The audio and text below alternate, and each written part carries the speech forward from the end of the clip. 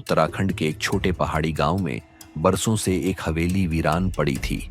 कहते थे वहां एक अधूरी शादी की आत्मा बसती है, कोई उसे छेड़ता नहीं। गांव वाले शाम होते ही दरवाजे बंद कर लेते हैं। अंजलि, देहरादून की पढ़ी लिखी लड़की, की शादी तय हुई गांव के रुद्र नाम के लड़के से। लड़का सज्जन, समझदार था, पर घर वालों ने अजीब जिद की।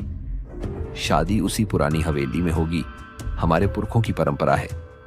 शहर से आई अंजलि और उसका परिवार थोड़ा असहज था, लेकिन रुद्र की बातों में भरोसा करके मान गए। शादी की रात हवेली के ऊपरी कमरे में सजाया गया सुघड़ सा कमरा। अंजलि को वहीं भेजा गया। कमरे में जैसे ही उसने पांव रखा, हल्की सी सिसकी सुनाई दी। वह रुकी। शायद थकावट की वजह से वहम हो रहा है, उसने सोचा। में बाल संवारते समय उसने देखा पीछे कोई लड़की खड़ी है, लाल जोड़े में, सिर झुकाए। पलट कर देखा तो कोई नहीं। अचानक एक ठंडी सांस उसके कान के पास महसूस हुई। मेरे बिना ये शादी अधूरी है। अगली सुबह अंजलि ने हवेली के पुराने कमरे में एक संदूक देखा। उसमें एक पुरानी डायरी मिली।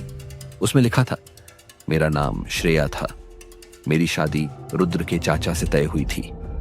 शादी की रात उसने मुझे हवेली की छत पर बुलाया, कहकर कि चांद देखेंगे, और मुझे वहीं से धक्का दे दिया। मेरी आत्मा तब से भटक रही है। मैं दुल्हन बनी, लेकिन विदा ना हो सकी। हर रात अंजलि से जिस श्रेया की आत्मा बात करती, कभी रोते हुए, कभी गुस्से में। वह कहती, मुझे इंसाफ चाहिए, नहीं तो इस हवेली में कोई दुल्हन चैन से नहीं रह पाएगी। अंजलि ने सब कुछ रुद्र को बताया, लेकिन रुद्र का चेहरा सफेद पड़ गया। श्रेया मेरी बुआ थी, लेकिन दादी ने हमेशा कहा वो छत से फिसल गई थी। अंजलि ने कहा, श्रेया को उसकी मौत की सच्चाई चाहिए और सजा उसके कातिल को, चाहे वो कोई भी हो। अगली रात हवेली की छत पर अंजलि अकेली गई। वहां श्रेया की आत्मा पहले से मौजूद थी। अगर इंसाफ नहीं मिला तो मैं तेरे जिस्म में समा जाऊंगी। तभी रुद्र भी आ गया। उसने श्रेया से माफी मांगी और अपने दादा के पुराने खत हवेली में खोजकर लाया, जिसमें लिखा था कि श्रेया की मौत एक इज्जत छीनने की कोशिश के दौरान हुई थी और दादी ने बदनामी से बचने के लिए इसे हादसा बता दिया था। कि आत्मा रो पड़ी।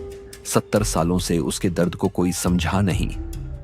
आज पहली बार किसी ने उसका सच माना, उसका गुनाह कबूल किया। अब मैं विदा हो सकती हूं, उसने कहा, और हवेली में एक जोरदार चीख के साथ धुआं बनकर छत से उड़ गई। अब भी वही है, पर अब वहां एक कोना श्रेया की याद में बना है। अंजलि ने वहां एक दीपक जलाना शुरू किया, हर अमावस्या की रात।